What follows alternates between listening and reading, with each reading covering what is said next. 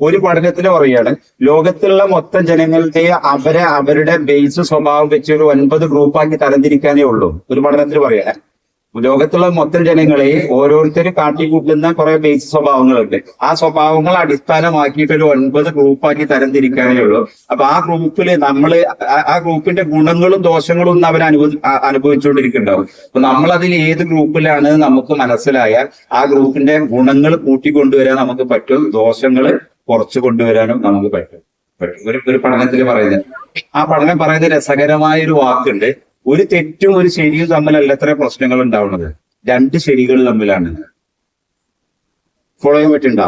ഒരു തെറ്റും ഒരു ശരിയും തമ്മിലല്ല.